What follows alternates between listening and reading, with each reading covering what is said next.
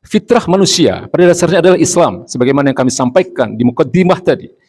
Tetapi sistem pendidikan dan lingkungan sekuler yang hari ini dominan di tengah-tengah kehidupan anak-anak kita, yang kemudian sistem sekulerisme atau pandangan hidup sekulerisme ini pun kemudian memasuki dan mendominasi rumah-rumah kita, mendominasi sekolah-sekolah kita, dan mendominasi masyarakat, bahkan mendominasi sistem aturan kenegaraan. Semua ini akan mematikan fitrah manusia. Semua ini akan mematikan fitrah manusia sebagai kaum muslimin yang seharusnya taat kepada Allah Subhanahu wa taala. Lingkungan yang tidak islami, baik itu ada di dalam masyarakat, di dalam sekolah, bahkan ada di dalam rumah tangga, lalu juga bahkan ada dalam level negara, ini akan menjadikan anak-anak kita jauh dari agama. Akan menjadikan mereka sebagai generasi-generasi yang tidak paham agama. Akan menjadi generasi yang jauh dari nilai-nilai keimanan dan ketakwaan. Maka bisa kita katakan bahwa sistem pendidikan sekuler ini telah gagal menjaga fitrah anak-anak kita.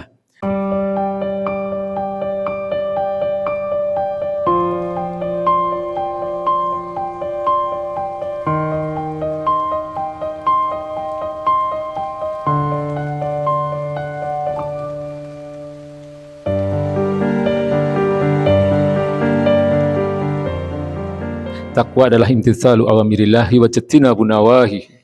Takwa adalah menjalankan segala perintah Allah dan menjauhi segala larangannya. Semoga Allah golongkan kita menjadi bagian dari hamba-hambanya yang bertakwa, sehingga kita pun akan menjadi bagian dari orang-orang yang mulia di sisi Allah Subhanahu wa taala kelak. Amin ya rabbal alamin.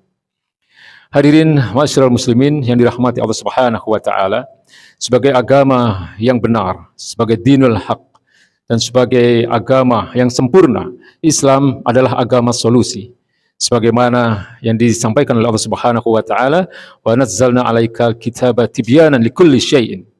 Dan kami turunkan Al-Qur'an ini ya Muhammad kepadamu sebagai tibyanan, sebagai penjelas, sebagai jalan keluar dari setiap permasalahan kehidupan. Maka Islam sebagai agama solusi, tentu Islam adalah agama yang sesuai dengan fitrah manusia.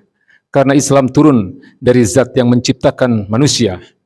Dan kita atau manusia pada umumnya, pada dasarnya adalah dilahirkan dalam keadaan Islam. Sebagaimana apa yang telah disabdakan oleh baginda Nabi besar Muhammad SAW, kullu mauludin yuladu alal fitrah.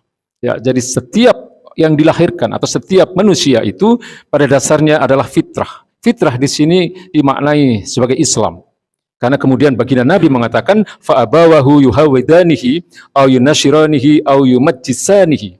Maka kedua orang tuanya lah yang menjadikan dia sebagai Yahudi, menjadikan dia sebagai Nasrani, atau menjadikan dia sebagai Majusi. Jadi fitrah dalam hadis ini seringkali tidak dipahami, bahwa yang dimaksud fitrah dalam hadis ini sebenarnya adalah Islam.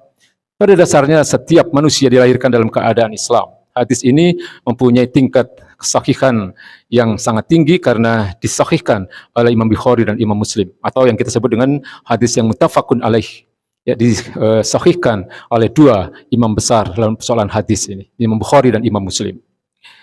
Apa yang disampaikan oleh baginda Nabi ini pun sesuai dengan yang difirmankan oleh Allah Subhanahu wa taala dalam surat Al-A'raf ayat 172, ketika Allah katakan, atau ketika Allah Subhanahu wa taala meminta kesaksian dari seluruh jiwa-jiwa manusia. Allah katakan kepada seluruh jiwa manusia, mulai dari Nabi Adam sampai kemudian nanti jiwa terakhir yang hidup di hari kiamat nanti, Allah meminta kesaksian mereka. Allah bertanya kepada mereka, alastu birabbikum, apakah aku ini adalah Tuhanmu? Apakah aku ini adalah satu-satunya sesembahanmu? Maka kemudian seluruh jiwa-jiwa manusia itu menyampaikan qalu bala syahidna. Mereka berkata, benar ya Allah, kami menyaksikan bahwa Engkau adalah satu-satunya sesembahan kami. Maka inilah yang seharusnya menjadi hal mendasar yang harus kita pahami, bahwa sebagai agama yang solutif, sebagai agama yang sesuai dengan fitrah manusia, seharusnya manusia itu, khususnya umat Islam, menjadikan Islam ini sebagai solusi atas seluruh problematika kehidupan mereka.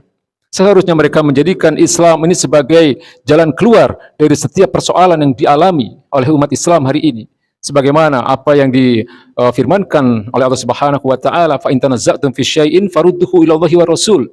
Seandainya kalian berbeda pendapat tentang sesuatu, maka kembalikanlah persoalan itu kepada Allah dan Rasul-Nya, ya, kepada Al-Quran dan kepada hadis-hadis baginda Nabi Muhammad SAW. Bahkan kemudian Allah sindir dengan kalimat yang sangat keras, in kuntum tu'minuna billahi wal yaumil akhir. Itu jika kalian beriman kepada Allah dan kepada hari akhir. Hadirin ma'asyiral muslimin yang dirahmati Allah Subhanahu wa taala. Kesadaran inilah yang hari ini tidak ada di tengah-tengah umat Islam.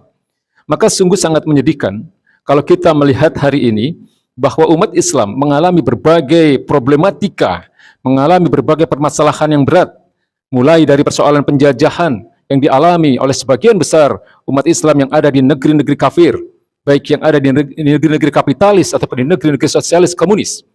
Lalu kemudian bagaimana umat Islam hari ini mengalami ketidakadilan dalam persoalan ekonomi. Lalu bagaimana pula kita melihat hari ini umat Islam banyak sekali mengalami ketidakadilan dalam persoalan hukum. Ini semua adalah kerusakan-kerusakan yang diakibatkan karena umat Islam tidak menjadikan Islam sebagai solusi dari seluruh problematika mereka. Termasuk hari ini yang menjadi perhatian besar adalah dunia pendidikan. Meningkatnya tindak kriminal yang dilakukan oleh anak-anak usia sekolah. Sungguh ini satu hal yang menyedihkan. Ya. Ini pun mengalami angka yang demikian menyedihkan. Di dalam bulan Agustus saja itu ada 2.000 anak yang berkonflik dengan hukum, anak-anak usia sekolah. Ya, mulai dari SD, SMP, SMA. 1.400 lebih diantaranya mereka hari ini berada dalam status tahanan dan lebih dari 500 dari mereka berstatus sebagai narapidana. Ini adalah data yang kami ambil dari Dirjen Permasyarakatan Kemenkumham. Jadi ini satu angka yang seharusnya membuat kita bersedih. Kita harus menyadari bahwa peningkatan tindak kriminal yang dilakukan oleh remaja ini harus dilihat sebagai kegagalan sistem pendidikan hari ini yang berbasis pada sekulerisme. Ya, pendidikan yang berbasis pada satu pemahaman yang menjauhkan nilai-nilai agama dari kehidupan. Sistem pendidikan yang seperti ini sama sekali tidak membentuk generasi yang beriman dan bertakwa, karena sistem ini mengabaikan peran agama. Sistem ini menjauhkan generasi-generasi kita dari fitrah mereka sebagai kaum muslimin yang seharusnya mereka taat kepada Allah Subhanahu wa taala. Tanpa peran agama, yang kemudian bisa dikatakan juga bahwa tanpa adanya pembinaan, keimanan dan ketakwaan kepada mereka, maka remaja akan sangat rentan terbawa arus kehidupan yang liberal. Remaja kita hari ini akan sangat rentan terbawa pada pola-pola kehidupan yang sekuleristik, yang menjauhkan agama dari kehidupan mereka. Hadirin ma'asyiral muslimin yang dirahmati Allah Subhanahu wa taala. Fitrah manusia pada dasarnya adalah Islam, sebagaimana yang kami sampaikan di mukaddimah tadi. Tetapi sistem pendidikan dan lingkungan sekuler yang hari ini dominan di tengah-tengah kehidupan anak-anak kita, yang kemudian sistem sekulerisme atau pandangan hidup sekulerisme ini pun kemudian memasuki dan mendominasi rumah-rumah kita, mendominasi sekolah-sekolah kita, dan mendominasi masyarakat, bahkan mendominasi sistem aturan kenegaraan. Semua ini akan mematikan fitrah manusia. Semua ini akan mematikan fitrah manusia sebagai kaum muslimin yang seharusnya taat kepada Allah Subhanahu wa taala. Lingkungan yang tidak islami, baik itu ada di dalam masyarakat, di dalam sekolah, bahkan ada di dalam rumah tangga, lalu juga bahkan ada dalam level negara, ini akan menjadikan anak-anak kita jauh dari agama. Akan menjadikan mereka sebagai generasi-generasi yang tidak paham agama. Akan menjadi generasi yang jauh dari nilai-nilai keimanan dan ketakwaan. Ya. Maka bisa kita katakan bahwa sistem pendidikan sekuler ini telah gagal menjaga fitrah anak-anak kita. Karena dalam sistem pendidikan yang seperti ini, mereka tidak dibekali dengan nilai-nilai keimanan dan ketakwaan. Maka akibatnya adalah bisa kita lihat, banyak remaja terjerumus dalam berbagai tindak kriminal. Kalau kita lihat angka pengguna judi online, mayoritas mereka adalah anak-anak usia sekolah. Paling tidak mereka adalah usia remaja dan pemuda. Sungguh ini menyedihkan. Bagi kita umat Islam yang berharap bahwa generasi-generasi muda kita akan menjadi generasi yang cemerlang, generasi yang bisa diandalkan untuk memegang karakter atau memegang estafet generasi berikutnya yang akan menyelamatkan kehidupan umat Islam hari ini. Maka bisa kita katakan pula bahwa dominasi sistem pendidikan sekuler ini sesungguhnya adalah musibah besar. Ya, dominasi sistem pendidikan sekuler ini adalah malapetaka besar bagi anak-anak kita.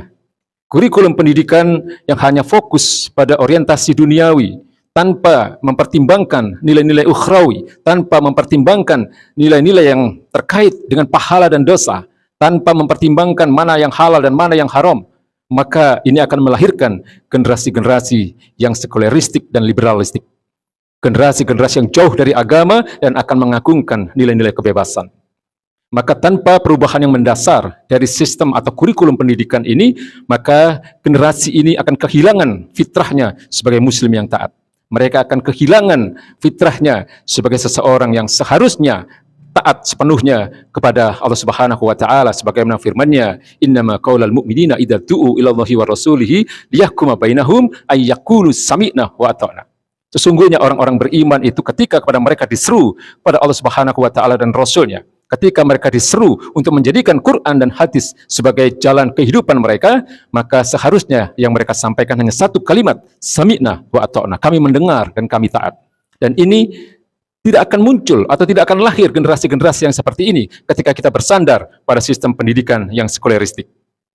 Hadirin ma'asyiral muslimin yang dirahmati Allah Subhanahu wa taala. Sistem pendidikan Islam akan membentuk syakhsiah Islamiyah. Sistem pendidikan Islam akan membentuk kepribadian yang Islami dengan pola pikir yang Islami dan perilaku yang Islami pula. Maka disinilah pentingnya kita untuk menanamkan pendidikan yang Islami ini sehingga mereka akan mempunyai pemikiran-pemikiran yang Islami dan perilaku yang Islami. Tapi masalahnya adalah bahwa sistem pendidikan ini harus melibatkan seluruh elemen yang ada dalam masyarakat, baik itu keluarga, kemudian masyarakat itu sendiri, dan sesungguhnya peran yang terpenting adalah ada di dalam negara, ada di dalam penguasa, ada di dalam mereka-mereka yang diberi amanah untuk mengurusi dunia pendidikan ini. Sistem pendidikan Islam telah terbukti melahirkan generasi-generasi hebat pada zamannya, mulai dari zaman kenabian, zaman sahabat, zaman tabi'in dan zaman tabi'ut tabi'in, telah melahirkan ulama-ulama besar, telah melahirkan ilmuwan-ilmuwan dalam ilmu-ilmu keduniaan yang demikian luar biasa, yang warisannya hingga hari ini bisa dirasakan oleh manusia. Maka mereka, generasi-generasi yang dididik dengan pendidikan Islam ini, mereka akan mempunyai kualitas yang luar biasa, baik dalam sisi intelektual maupun spiritual. Dan dalam pandangan Islam, pendidikan itu bukan hanya transfer ilmu. Dalam pendidikan Islam, pendidikan itu harus membentuk manusia atau generasi-generasi ini menjadi orang-orang yang mempunyai kepribadian Islam. Dan ini telah terbukti berabad-abad, telah menjadi suatu hal yang tidak bisa dibantah lagi bahwa ini semua telah dilahirkan oleh generasi-generasi pendahulu kita pada masa-masa kekhilafahan. Hadirin ma'asyiral muslimin yang dirahmati Allah Subhanahu wa taala, demikianlah khutbah yang singkat ini, semoga ini menjadi bahan renungan bagi kita. Dan ini memang menjadi tanggung jawab kita sebagai orang tua. Kita tidak bisa berharap pada sistem pendidikan yang ada hari ini.